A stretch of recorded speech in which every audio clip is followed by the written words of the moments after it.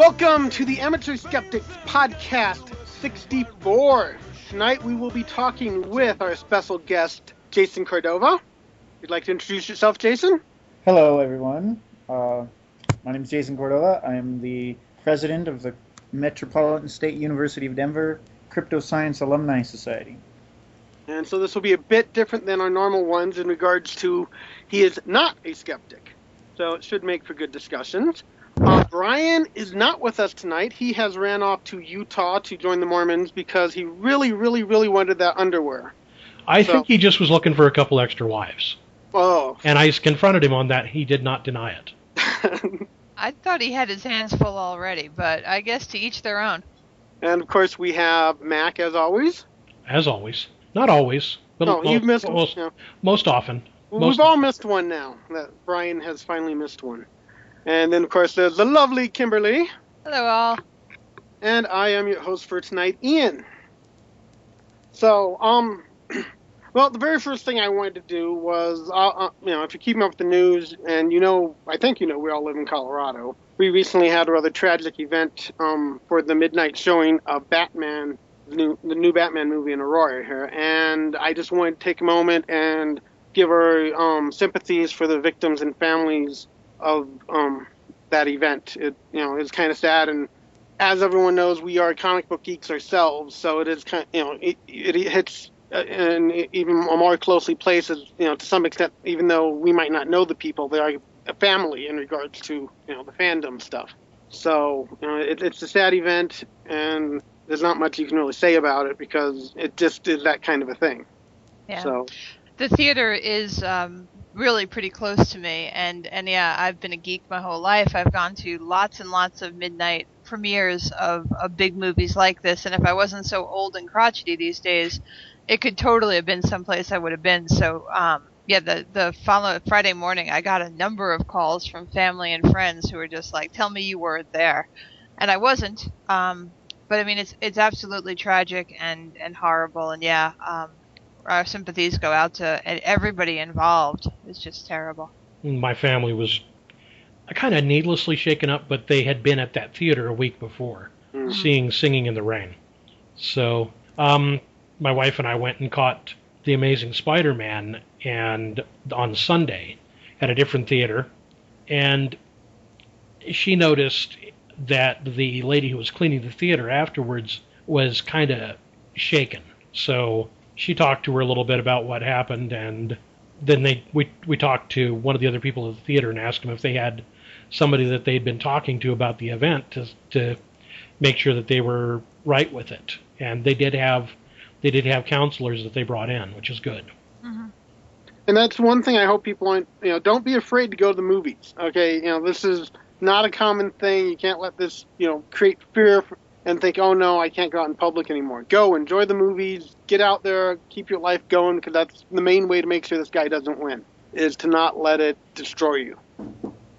So, okay, well, with that said, let's move on to let's talk about other places you can go out to in Colorado, and hopefully we'll be safe and everything will be fine. Okay, so I talked last time, and I will mention it again, that we've got the Free Thought Film Festival here in Denver, and that starts next week. The first day of the festival is Tuesday the 31st with a tap takeover. The following night is going to be poker in the church, and then you can go to their website and you can see their list of films. There's a bunch of Q&As with different filmmakers. It should be really great, so definitely check that out. Also, Wednesday, August 1st, the Denver Museum of Nature and Science is doing that sci-fi film series. The next one is going to be The Fly on August 1st, and I'd love to see a number of people come out for the 12 Monkeys on the 8th. Also at the museum is going to be a really big science event with the Curiosity landing on Mars. They're going to have an event on Sunday night. It should be really fun. It doesn't really happen until about 11:30 our time, but they're opening the doors at 8. It's going to be a big old party, and it should be great. And then coming up really quick now, as we're trying to organize the whole thing, we've got the Atheist Alliance of America Conference. on Labor Day weekend here in Denver. It's going to be huge. I cannot say enough how much every single person should come out and be there. And if you got any questions at all, let me know. It's going to be really terrific. We're going to have such amazing speakers there. You should definitely come out. I also wanted to mention that this past weekend, I just got home last night from Grand Junction, where I attended the first Humanist Secular Convention. It was put on by Humanists Doing Good out in Grand Junction. And I cannot say enough of how great this conference was. I met just absolutely amazingly terrific people. Jesse Bond is kind of the leader of that organization, put it together. He was awesome. The people he works with, I mean, just a really incredibly great cohesive group. They gave us lots of ideas for things to do around town to just do good. I mean, that's their point. I wanted to give a shout out too. I met some really great folks out from Durango who have a group called Durango Skeptics and Atheists. And we had some amazing conversations, and they're just really great people. So any of them listening, because I totally pimped this, hi, glad you're here, and it was just fabulous meeting you. So again, anybody who gets a chance to attend a conference of skeptics and atheists, this is my first big one, and I will guarantee you'll have an amazing time. So that's it for announcements for now. Okay. Kimberly, quick question I could throw in there. Yeah. On that sci-fi film series, they have any plans to do Total Recall? Right, that they should. I don't think that's in there right now. They just started the series, so I'm kind of hoping that it'll take off and they'll continue with great movies like that and talk about, the physicalities of the mind and how. Okay, well, hold on a minute. I'm not sure we're talking about the same movie now. Oh. I love Total Recall. I can't wait to see the new one. I still love the hell out of the old one. Oh, I got a kick out of the fact it's totally over the top. But at an hour and 31 minutes into the movie, the violence that had already been over the top hit a new high when we had the bad guy kick over the fish tank, and we've got a close-up of dying fish on the floor. I'm like, fish violence. Fish violence. Yeah, see, we watch movies differently, you and I. I've seen that movie dozens of times and don't recall that scene. I know where you could go to remember it, or at least, get a false memory of it. Yeah. Well, All right. Okay. So basically what we're going to do now is more or less hand the podcast over to Jason and let him talk about UFOs, and we will basically do our normal thing of interrupting and getting in on the conversation. Yep. And so we're going to try and be nice to Jason because, he's kind of outnumbered here. So the idea is we will hear his ideas, be respectful, and come in with our counters and whatever else to go wherever the hell we end up going. So Jason, take it away. All right. Well, thank you. First of all, I wanted to thank you for inviting me on the show. I consider it a high honor to be recognized as worthy of appearing on a show by the skeptical community. That no disrespect to some of my colleagues, but there's certainly, in some regards, is a lack of scrutinizing research, which is really what I hoped or had intended to do when I founded originally the student organization as the Crypto Science Society, and now the alumni chapter of the same group, which really is to legitimize and institutionalize the study of strange and unusual phenomena. I've come from a fairly accepting background on the topic and was just somewhat surprised at the negativity that a lot of, mainstream culture, particularly in this country, tends to give to these sorts of topics, and I didn't think that was necessarily fair. So I feel that there's a great deal of scientific knowledge that can be gained by studying these phenomena, and that's really what I hope to do.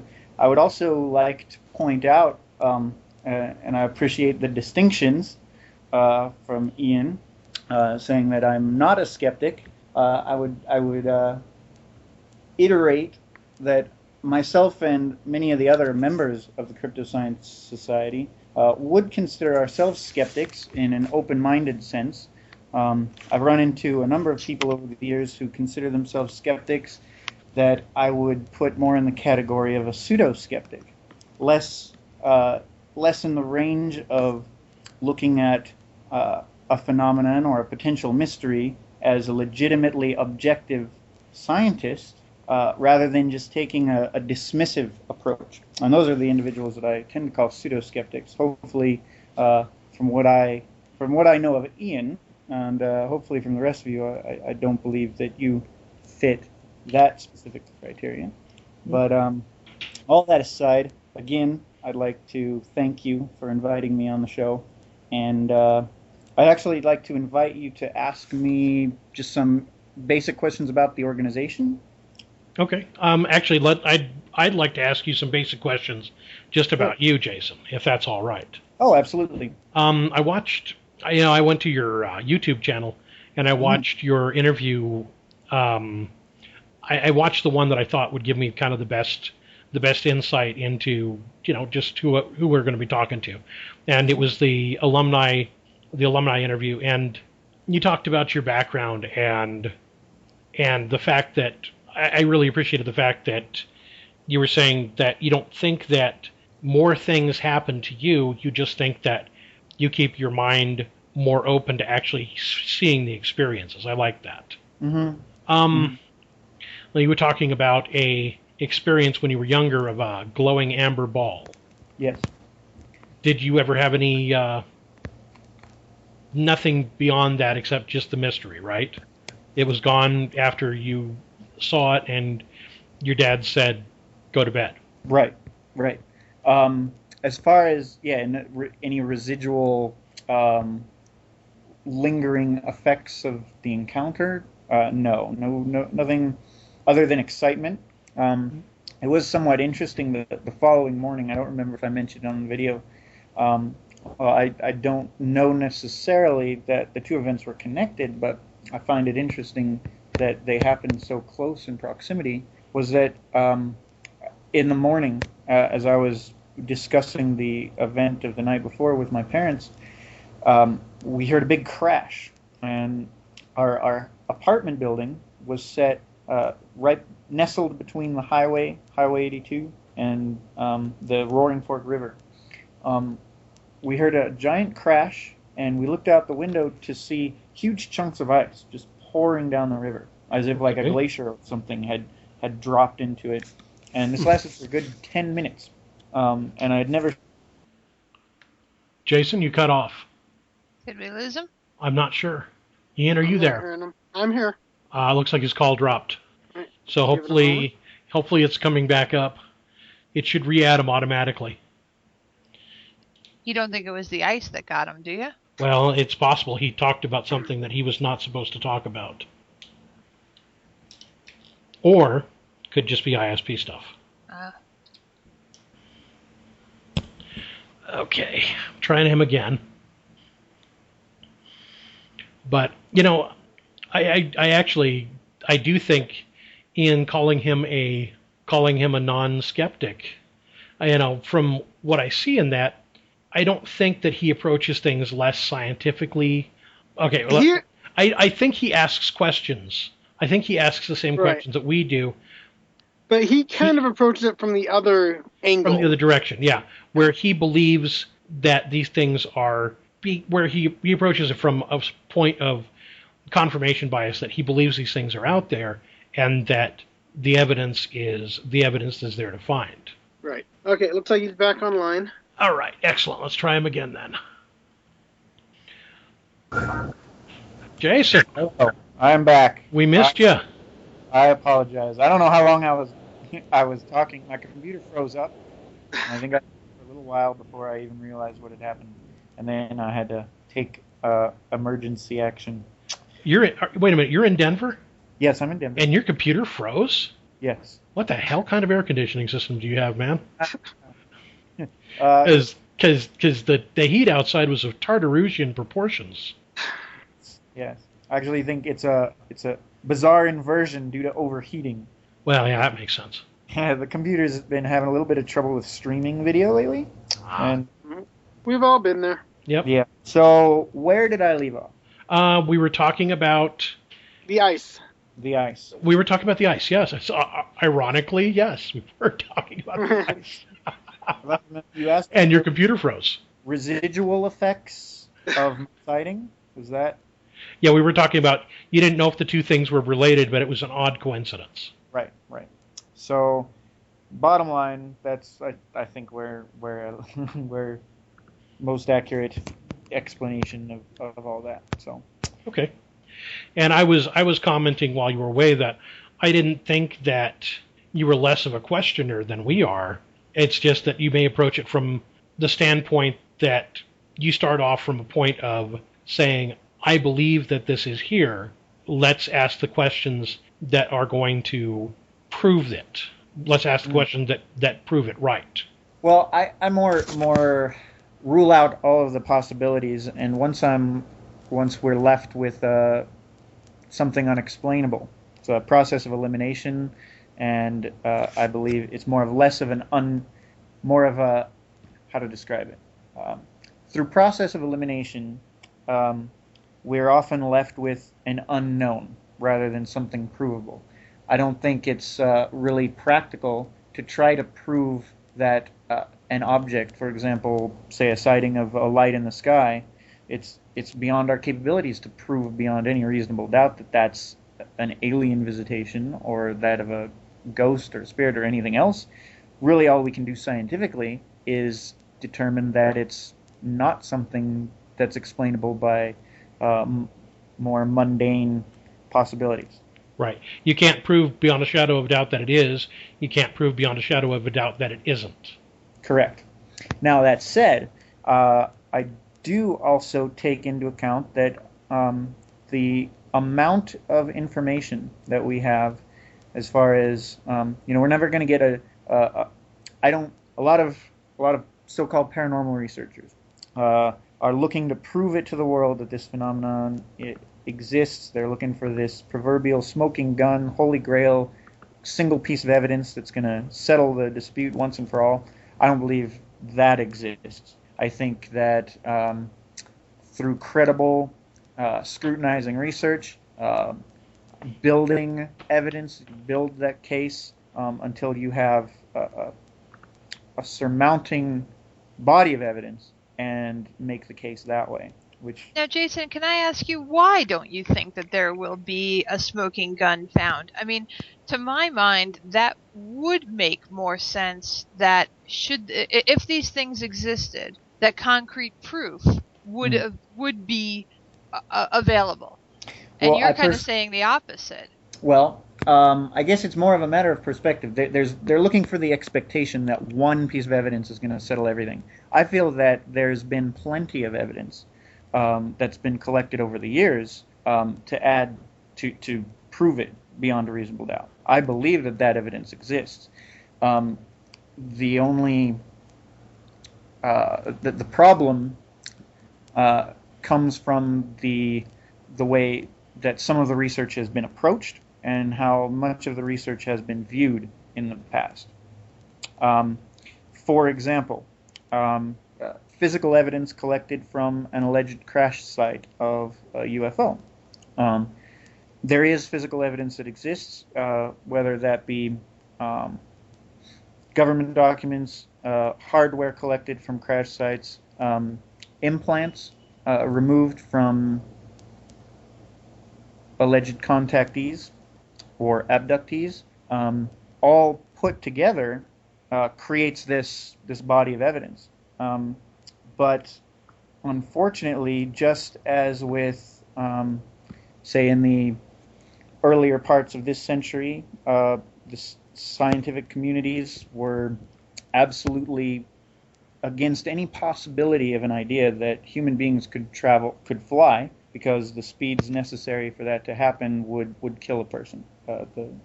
Or with any of these other scientific advances that we've made and proven to be possible. Now, I'm sorry. Can you? Yes. I'm not sure what you mean by that. That there were scientists who believed it was impossible to fly. Well, there were at one point people who did not believe that heavier than air flight could take place. Yes, correct. Yeah, I think I'm getting off on a tangent here. Or Well, but I mean, I guess one question I would ask on that, and maybe I'm just simply ignorant of the history of the science there, I can't imagine that was ever a prominent thought. Or it was like kind of like a throwaway line, the way like, Bill Gates is supposed to have said that he can't imagine any program taking over 640K to run. I mean, we had birds. Obviously, flight is possible. Like, we had that real early on. I can't imagine anybody saying, no, you don't see any birds there. That's not right. Well, but that itself isn't the human flight. I know, apparently I guess I had a great-grandfather who very much believed that the moon landing was staged just because it would be impossible to get to the moon, because that would defy the biblical story of the Tower of Babel. Mm. And there's often logic like that used by people in order to say things are impossible. Yes, but is that prevailing scientific thought, is my question. I mean, not to disparage your uncle too badly, but I don't consider him an authority that I need to... Well, no, I agree. It was great-grandfather, I think. I'm not completely sure. My mom told me about it. Well, but still, go ahead. If I may, the same kind of the prevailing scientific thought, just an example. Obviously, today, the prevailing scientific thought is that it is impossible for anything, anywhere, to travel faster than the speed of light. Right? That's accepted, that's recognized. Anything that discounts that is dealt with very harshly. Not necessarily saying that we're turning Einsteinian physics on its ear just by it takes a lot of evidence to back up such a claim, right? Right, and we thought we might have had something to it, but that was proven to be a mistake. Close. And nobody wants to be the one to really knock that out. I don't. That's not the impression I got, though. We just saw that happen with the super collider stuff. They were saying, "Oh, it looks like we may have had something move faster than the speed of light." Mm-hmm. But and everyone was kind of excited, like, "Wait a minute, what does this mean?" And it doesn't. I did not at all get the impression that the people who were doing it were saying, "Oh, we're scared that we're going to change science." If anything, they were going the opposite way. It's like we might change science as we know it. Well, but it's a mixed bag there. Yeah. Because if in fact that new claim is true, then there's a whole lot of work to be done. They have to rethink everything. There's a whole lot. I don't think scientists fear that. Yeah. No, I think scientists welcome that. I think that's what my difficulty with your premise is. I don't think there's a scientist worth mentioning who would look at something like reversing the law that nothing can be faster than the speed of light, who thinks, oh, we can't let that happen. So maybe I think they'd be excited. Maybe it's not prevailing scientific thought, but maybe it's just prevailing thought in general. 1,000 years ago, we believed the Earth was flat. Today, well, we've seen it. It's not. Right. And I guess, again, you had your scientists throughout time and stuff that kind of question this stuff. I'm not saying that science is always right by any stretch of the imagination. Of course, they kind of alter things, but it just seems like, again, just to make the claim, it seems out of context to me, I guess, is what I worry about here. All right. So here's an example. Lord Kelvin, a very prominent scientist at the time. Actually, I believe that was a quote of his. Lord Kelvin, known for the Kelvin scale of temperature.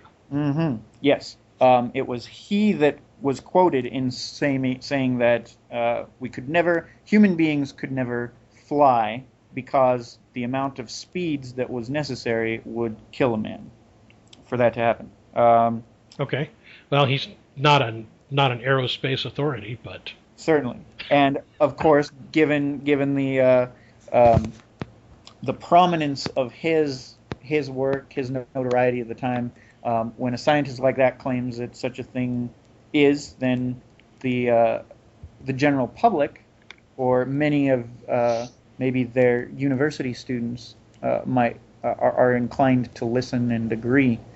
While certainly there are those who defy that. And, they had to have been, because we have flight now. It's a good thing that Wilbur and Orville Wright were not auditing his class. Bicycle mechanics who took extremely detailed measurements and made tests to prove their devices a viable proof of concept device. So we thank them.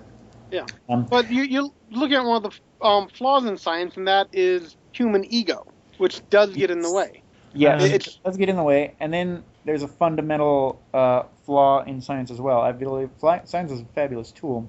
The human ego does tend to get in the way, and everybody is subject to bias.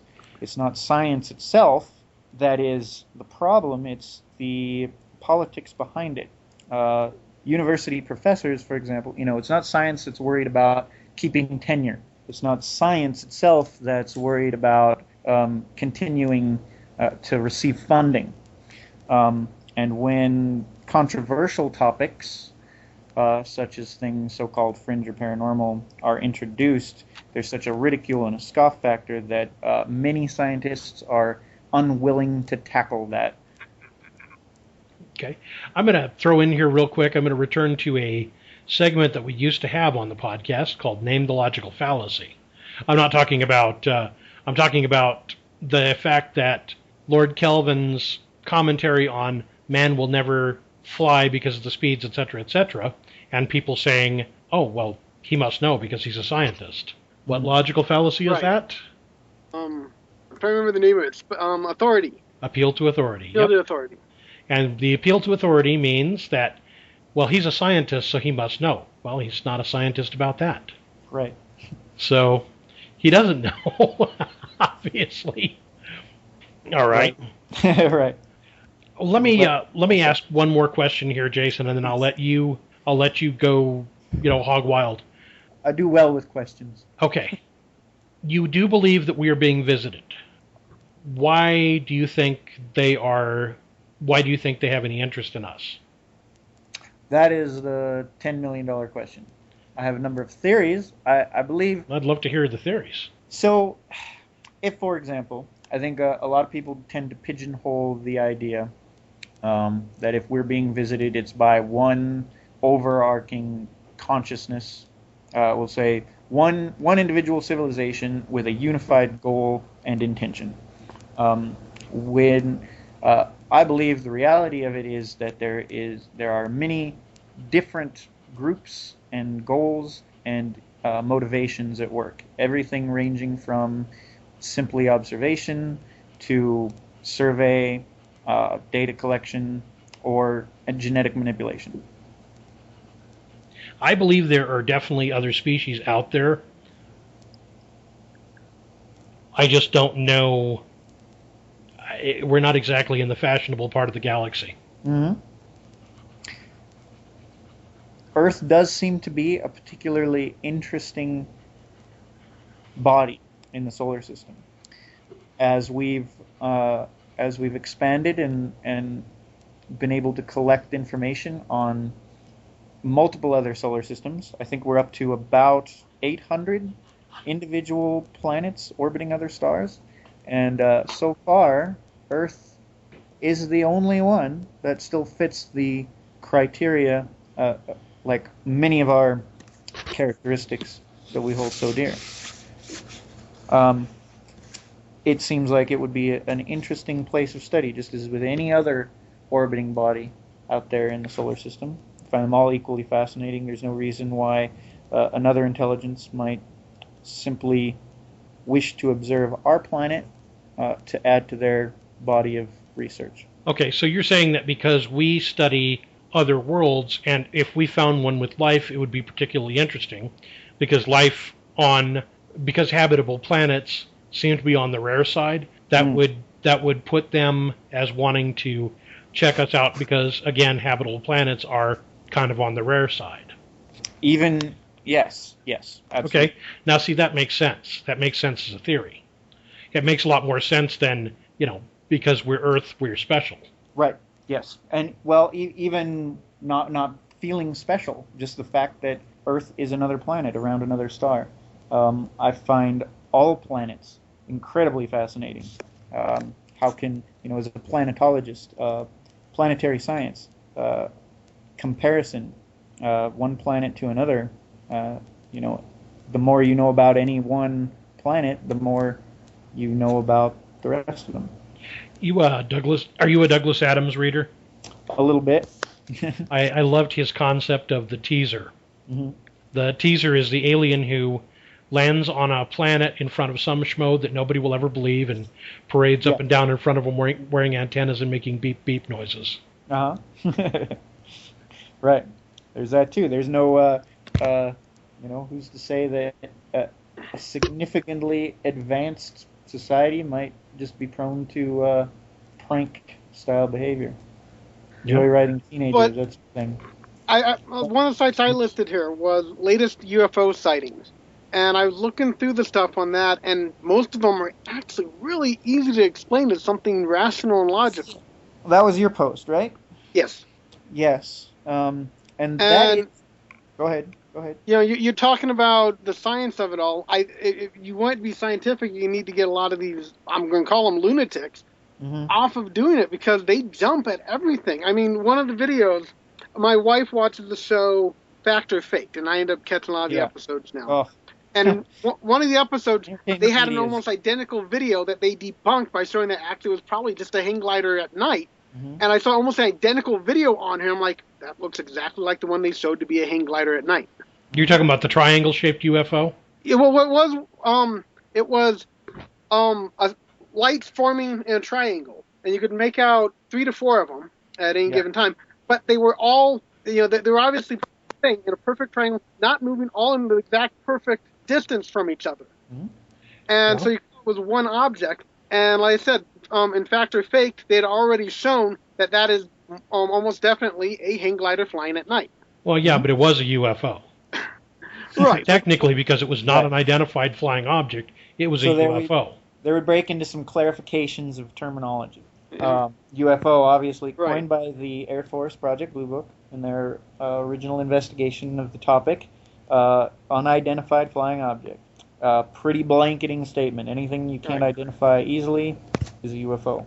Well, the problem comes. I watched the TV series. The problem comes from most of these people not trying to identify them and jumping. Oh, I can't identify it right here and now. It must be an alien spacecraft. And it's like, okay, try and go through the identification stuff.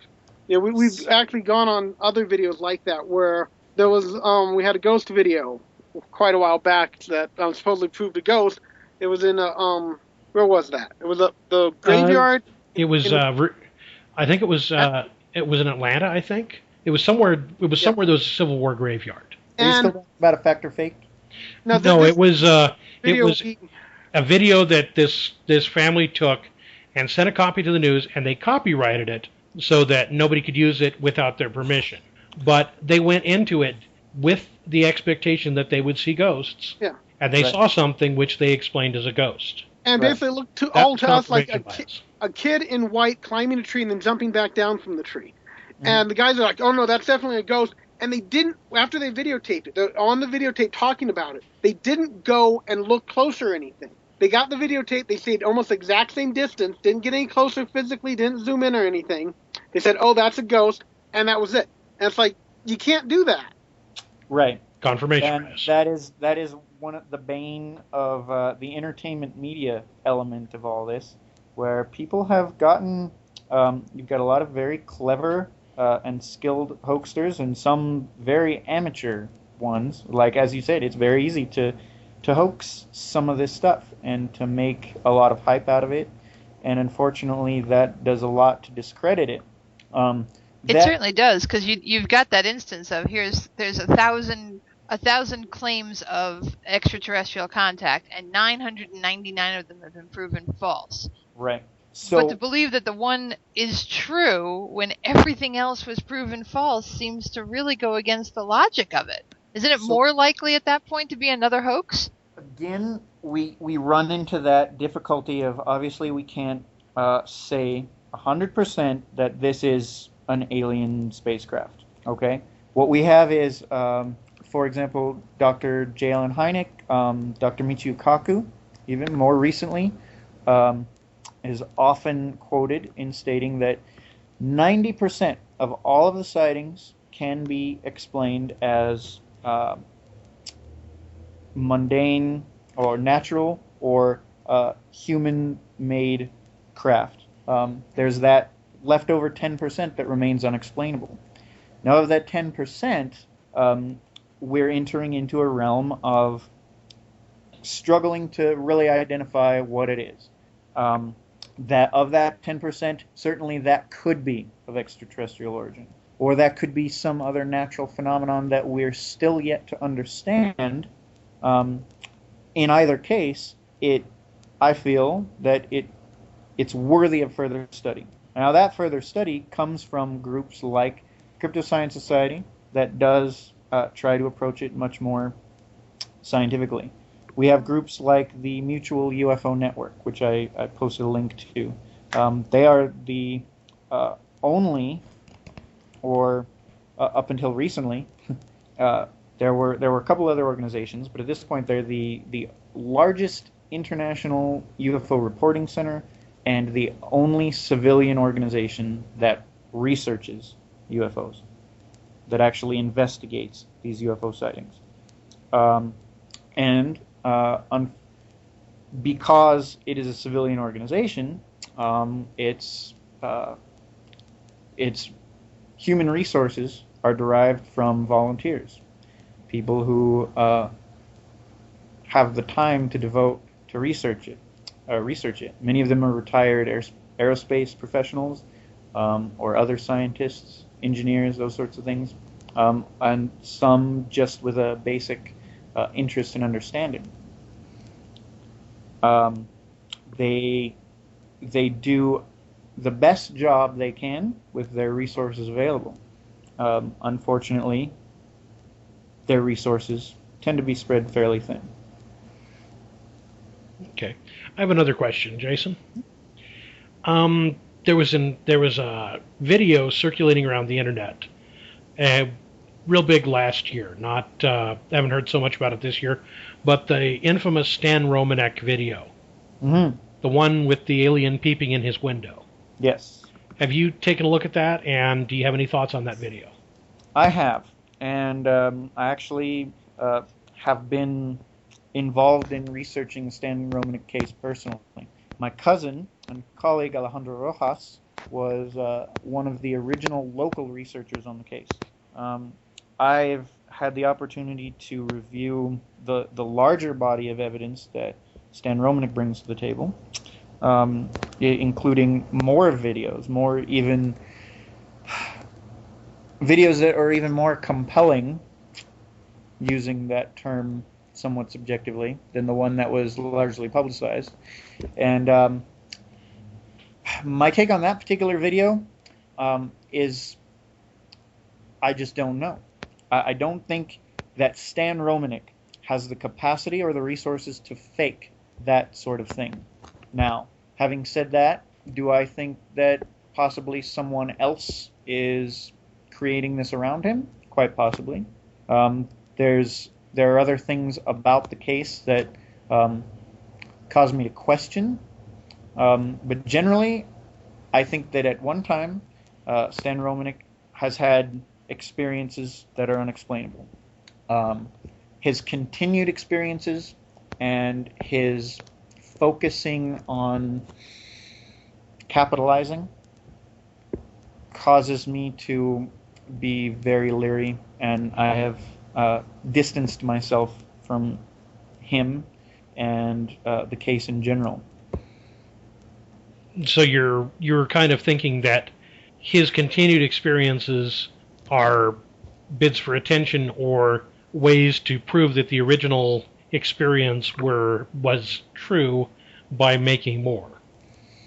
Yes, I think, and I think this is an unfortunate side effect with many experiencers or contactees. They may have, and this is just come from my experience from investigating things and interviewing witnesses and researching firsthand, is that an individual has an experience and they get a certain amount of attention, and it may fuel the ego depending on the personality of the individual. There's some element of ego at work there, and they like the attention and they want it to continue, so they try to perpetuate it and keep things going. And I think that's kind of what's going on with Romanek.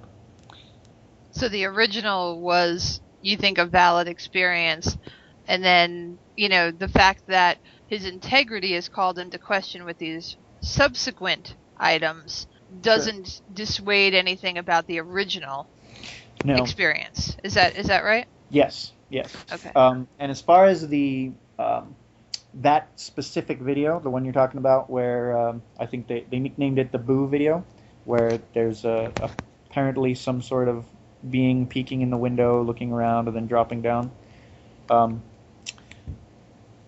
That's nowhere near his original experience. The first thing that he claims to have encountered was videotaping a very odd object around Red Rocks Park here in Colorado. Okay. He said that he was using his video camera to try to show off Colorado to get at that time his girlfriend Lisa to join him and move out to Colorado from Nebraska. It was that point he caught this strange object on video, which does appear to do some very unconventional and unique things. It's been analyzed very thoroughly, and it doesn't fit into the criteria of the usual discounting sorts of things, whether it be a load of balloons or a flock of birds or... Okay. And this is the one you're talking about that he didn't have the capacity to fake.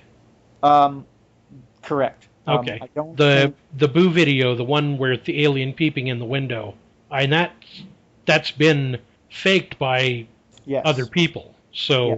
And somewhat easily. Yep. From what I understand, some much more ridiculous than others, but yes. And I think that was a very, very tactically foolish way to release it, the way they did that as well. But whatever the case, yes, there are other videos that they have as well that I think would be more difficult to fake, but it's all proprietary at this point. Okay.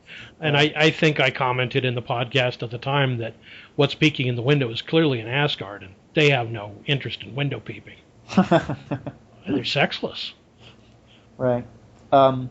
Yes, he claimed that was the bathroom window. And it's a second floor, if I remember correctly. So, yeah, whatever the case. Other things tend to... He has strange things happening around him, and there's a lot of people who have gathered around that are very happy to believe everything. Jeff Beckman, for instance.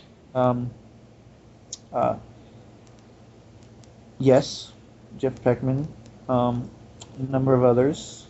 And another unfortunate side effect of the situation is that people who are more scrutinizing or question him or the validity of anything in the case often get discounted by the followers, which is frustrating.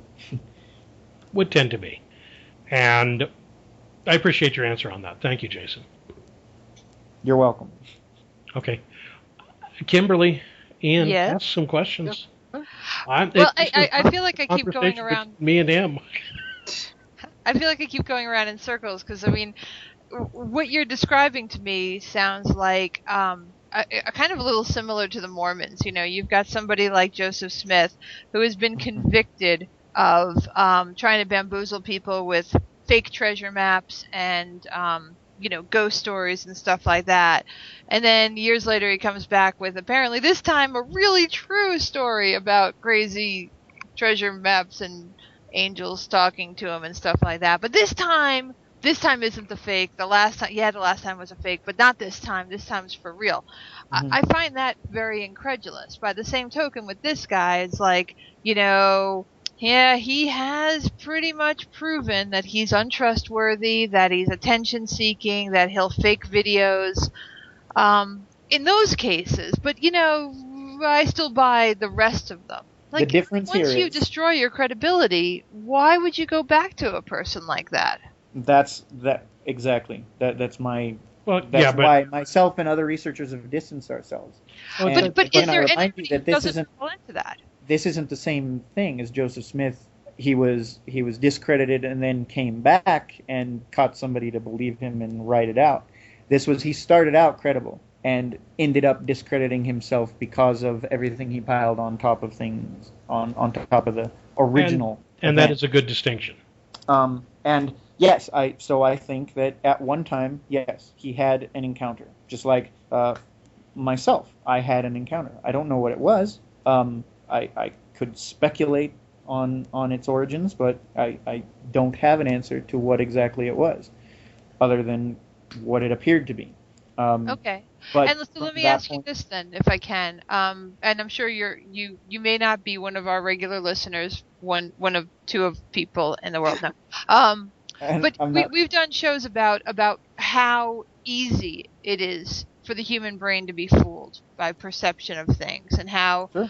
it's kind of a well understood experience of pareidolia, that you seem to see a pattern here, you seem to have a coherent story that makes sense of the situation, but it turns out it really was just random stuff, or just is now misremembered from kind of going through the memory channels so often that it's unfortunately you can't believe it just because you saw it. Like that almost makes it less likely. I mean, can you speak to that a little bit about understanding that it is easy to fool a human being, all of us, not just you, and you hate to use a term like fool because it seems to almost imply the person's done something wrong, Mhm. and that's not the case. It's just a matter of we can't always trust our senses, Mhm. and that again, the skeptic in me concludes that I feel like I'm very open to new experiences and new understandings of the world. But if we're going to change things big time, then I need big time evidence to understand why I'm changing it. Sure. And given pareidolia, given this instance and stuff like that, isn't it much more likely that you either don't remember it correctly or you misinterpreted what you did perceive than the fact that our entire understanding of the world really should be put aside and a new one should be entered? So let me see if I understand the question correctly. Okay. It's basically just based on our understanding that humans are fallible, humans are subject to misunderstandings. Then why should we reevaluate our perceptions of the world? Because of the possibility that we're experiencing things differently than the way we've understood them before. Right. Isn't it? I don't- It's like, isn't it? You kind of use you talked in the beginning about kind of an Occam's razor kind of thing of, Sure. when you've eliminated every other possibility, isn't it most likely that whatever's left is the truth? That's Right. actually not Occam's razor. Occam's So that's razor that's states that the most likely possibility is probably true. Right. okay, and I'm You- confusing that with I think Sherlock Holmes. Sherlock Holmes, Yeah. yeah. Well, Okay. and then you've got then you can bring statistics in and all that. But the basically, I think what you're getting at the point is, I feel like humans' understanding of the natural world is a constantly evolving thing. If you go back 1,000 years ago and present certain scientific advances to so-called scientists of the time, or even traditional knowledge keepers, you might have different reactions to their understanding of the world versus our understanding of the world. One of those reactions would be to catch on fire, I believe. Basically, humanity and our database of information is constantly evolving. We culturally relate to the world very differently than we did in the past, and I'm sure in 50 to 100 years we'll relate to the world very differently than we do today. So I say, why not explore things that defy our current understanding? That is, in fact, that in my understanding, what science is all about. I like the way, by the way, Jason, that you restated the question that Kimberly was posing so that it actually kind of answered itself. If humans are fallible, why should we reevaluate what we think we know? Because humans are fallible. We should constantly reevaluate what we think we know. Absolutely. There is And I agree with that. as well. I mean, I think it's all worthy of investigation. It just seems that, and maybe we should go back to this. Excuse me. That the investigation so far seems to be a lot of disprovings from my understanding of it. And your claim earlier was that there's plenty of evidence out there, Yes. and taken all together really seems to prove it. Mm-hmm. So because I can't think of a single piece of evidence that I have heard of in my studies of this, and I'm not brand new to it, Mm-hmm. that hasn't been disproven, or in my mind anyway, hasn't been. They say like, well, look, we've got this thing, and you don't know what it is. I'm like, okay, I don't know what it is, and they go, well, that's right, you don't know what it is. That's because it's an alien artifact from Beta Kappa 2, and it is used to control the minds of ancient Sumerians. I'm like, wait a second. I just thought we agreed that we don't know what it is. Like that should be as far as we can go. That's great. I'm glad you brought us back to that, and the idea of the investigation and the evidence that is available. So let's take let's tackle Roswell, for example. Okay. Start. We've got a pretty good amount, a body of evidence, whether that be government documentation and eyewitness accounts of recovered hardware that at least point to something very advanced coming down in the New Mexico desert in 1947. Okay, but I have to stop you right there, and I'm sorry to be so constantly nagging here, Yes. but that's not my understanding at all. My understanding is that pieces of a weather balloon were found, and that months after this incident happened, people started re-remembering things differently to suggest that it was advanced hardware picked off the ground of the desert, and it doesn't seem to suit up with what we know. Okay, so your understanding of it is based off of whose account? Do you have some references for that? I don't have them offhand, I will say, Okay. but I think I could pretty quickly and easily find you a bunch of So- Roswell debunk material. Sure. Joe Nickel, for example, had the privilege of working with the Metro State Atheists to bring Joe Nickel, who I'm sure you know who Joe Nickel is. To his credit, has done a lot of good work to go after the fraud sort of faith healer types, people trying to exploit people for money. But in his talks, he also goes after things like Roswell, and he unfortunately doesn't appear to have really done a whole lot of time investigating other than taking General Hillenkoetter's I'm sorry. Let me remember. See if I can remember the name. It was not General Hillenkoetter. I apologize. It'll come to me in a second. Basically, the official Air Force explanation of the weather balloon, and the pictures of the general alongside Colonel Jesse Marcel, showing off the wreckage and the debris of what appeared to be a weather balloon. That picture was staged, and Colonel Marcel stated a number of times that that was not the wreckage that he investigated. Colonel Jesse Marcel was a aircraft accident investigator for the Army. He knew what he was looking at, and he said that when he was called into that room, and you can even see the look on his face, he's holding this piece of wreckage with a look on his face like, are you really kidding me? There's also a memo in the general's hand that has been enhanced and blown up and actually says something to the effect of saucer recovered, cover story, used cover story as a weather balloon, blah, blah, blah, that kind of thing. Colonel Marcel took a box of the wreckage home, showed it to his son and his wife.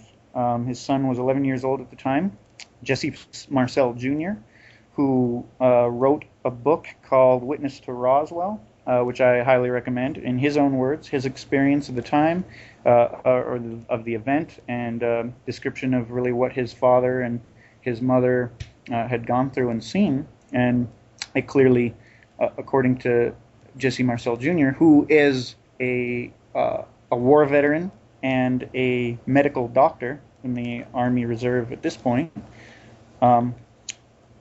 his description of the material was very unlike a weather balloon.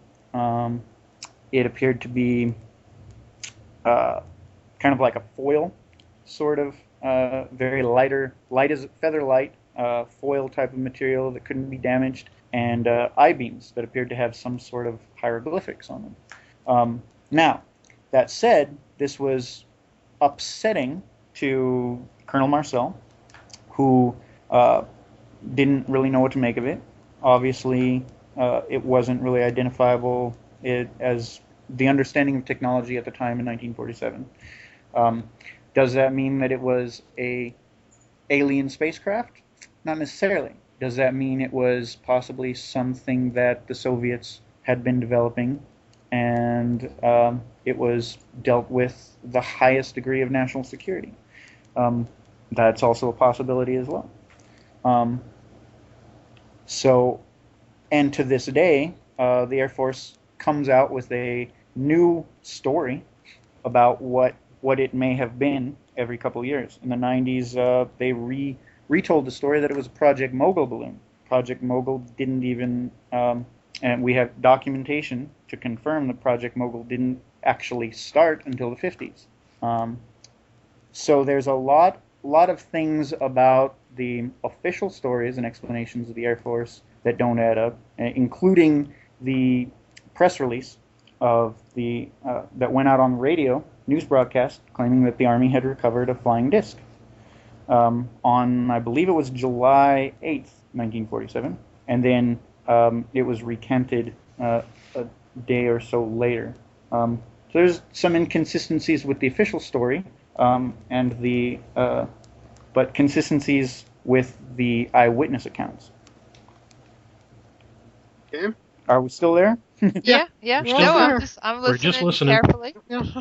Okay, so there are a number of very credible sources to which you can address the Roswell situation, and if you'd like some links or references of that, I'm happy to provide them.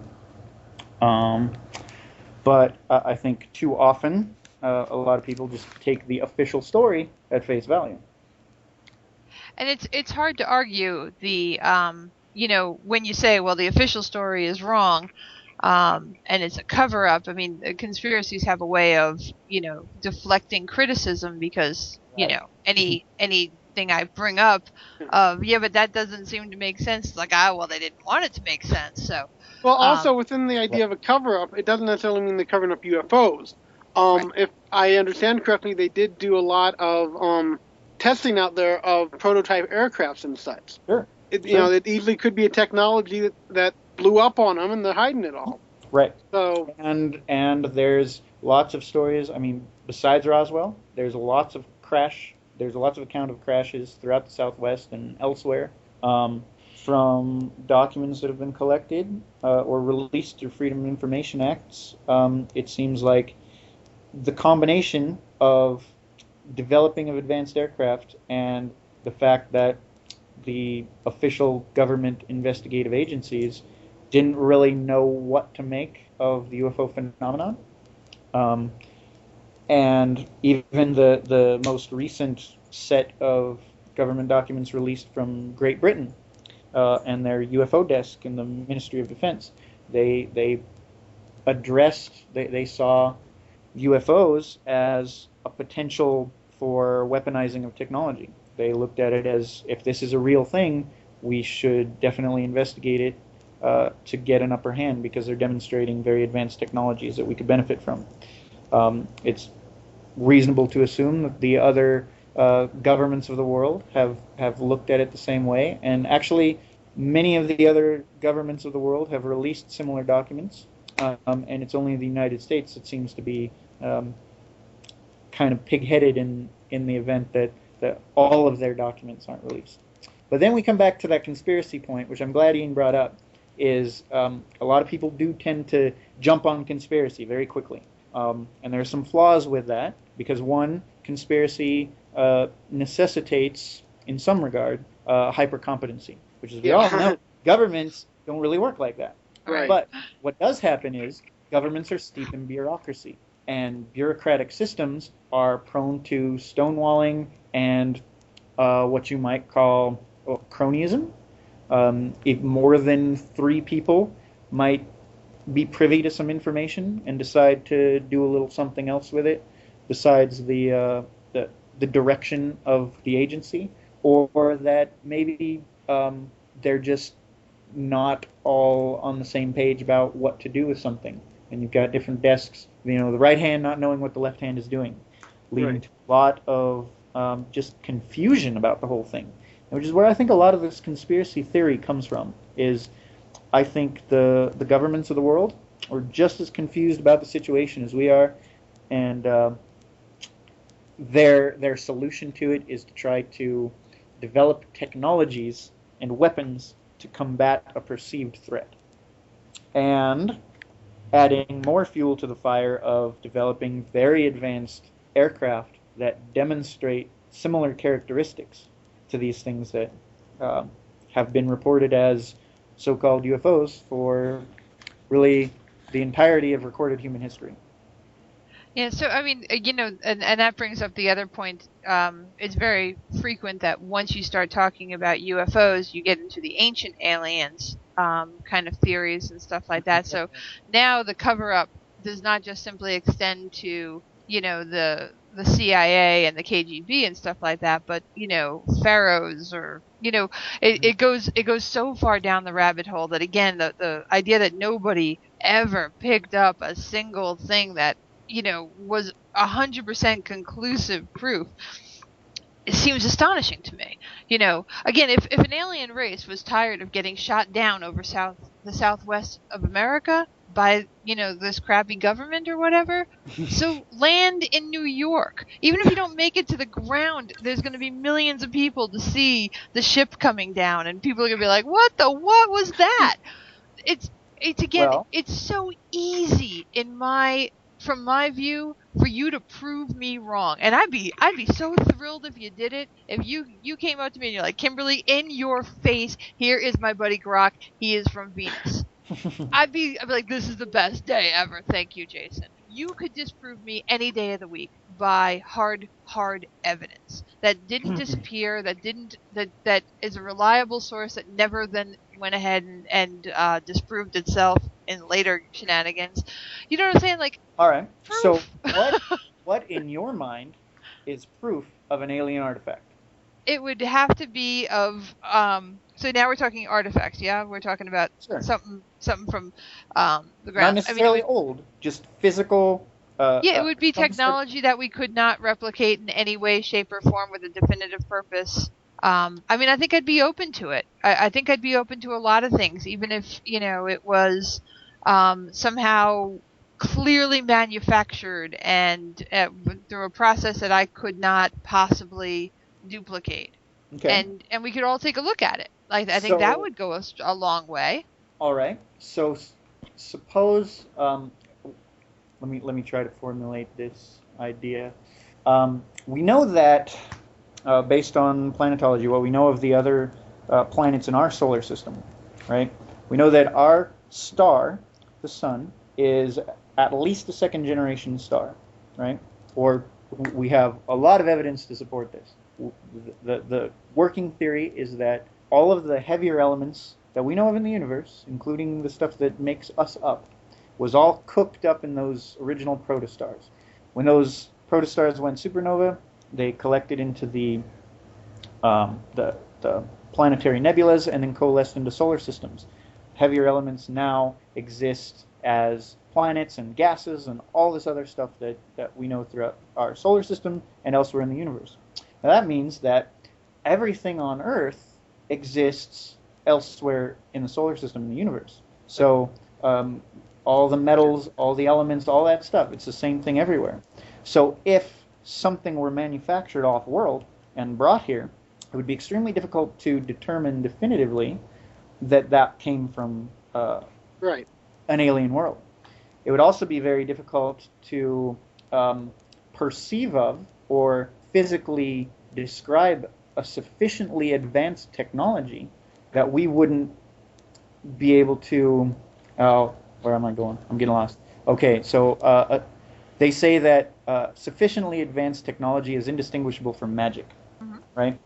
So if we have a truly advanced civilization that's using technologies that are somewhat less physical than our own, we beat our heads together with metal, and we have all these mechanics and things like that, and we're just now starting to develop ubiquitous technologies, things that just blend into the environment, things that we can incorporate into subatomic structures, molecular mechanics, things of those nature, carbon nanotubes.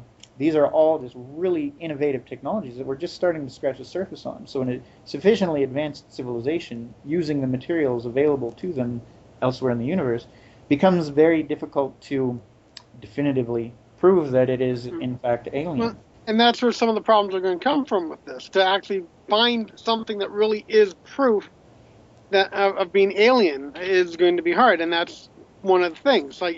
But you're going the counter way. An average person finding a piece of high-tech aircraft that they don't understand will think it's alien. Right.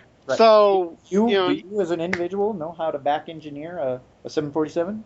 Nope. One were to crash in your backyard. Right. So you're talking about certain realms of where you can't prove anything, and that's really one of the bigger problems with all this. Now, I personally do believe there is life out there, which the universe is way too big for there not to be other life out there. Right. But yeah, I definitely don't think it would be humanoid, because the chances of and that's another problem I have with a lot of the sightings, is they're always so humanoid. And it's like, that doesn't make any sense, because the chances of evolution happening in that such a similar pattern on another planet, it doesn't, for science fiction it's fun to do, and some of the stories I've written I've used humanoid. In fact, one story that Mac I think liked, I used giant lizards, which was a bit of a cop out, but it makes them easier to explain. Right, and actually that's a good point. Human perception. Yeah. We've talked a lot about human perception and our ability to recognize things as they are.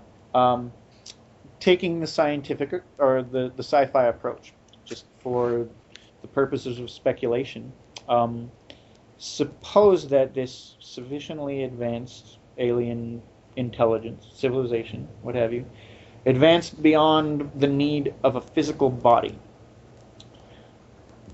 existed very energetically, and tried to interact with a human consciousness, a human being. That human would have an incredible difficulty relating to this blob of energy, whether it be a ball or just a luminescent smudge. And this actually kind of takes us back to maybe biblical references, maybe things that religions have been started out of, and it's a very unique side effect of humanity to deify pretty much anything.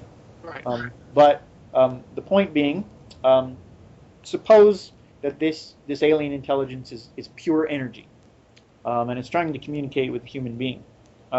It would make sense that they would do their best to manifest in such a way that a human being could relate to them. So, if that needs to be manifesting as the ghost of their dear Aunt Sally, or as a... Well, that crosses into some odd areas, and it's definitely speculation. Sure. So, and I do believe you have something you need to be getting to here soon, so we probably need to wrap it up. Canceled. Yeah, I was just about to say. Actually, it canceled on me. So we got... Oh, it did? You have it. How are we doing time-wise, Mac? Well, we're running at about, we're going on an hour and a half, so. Okay, well, but we know a big gap of that, he was off, so we probably should try and wrap it up. So, Okay. Well, before we go, if I may, there are a couple of links I wanted to mention. Like, I think we touched on a lot of things, but I did want to mention the University of Nebraska Omaha UFO Study Group. They're a student organization at the University of Nebraska at Omaha, obviously, and they're an affiliate organization with the Crypto Science Society.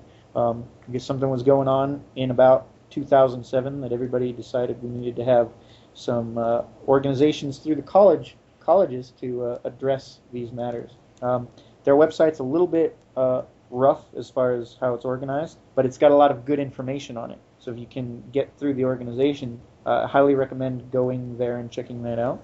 I invite everybody to like the Crypto Science Alumni Society page on Facebook and follow us there. And if anybody in the area is interested, I'm going to be talking at the UFO Watchtower in Hooper, Colorado this Sunday at 9 a.m. There's a conference going on there. So I highly recommend anybody to come down there, check it out, and see if you can find anything. Let's put that link up on the website. That sounds great. Yeah. So Cool. yeah, go ahead and throw those links up there. We'd like to thank Jason Cordova for joining us tonight. It actually was a real good conversation, I think. Thank you. I agree. I've enjoyed you as a guest, Jason. Thank you. Yeah, And definitely. we may have to have you back. I would Let love Brian to. have a chance at you. So, Right. as always, we encourage feedback. If you liked this, this was a bit off from our normal podcast. We'd love to hear from you. We have the Facebook page. We have amateurskeptics.com. You can email us at WTF@amateurskeptics.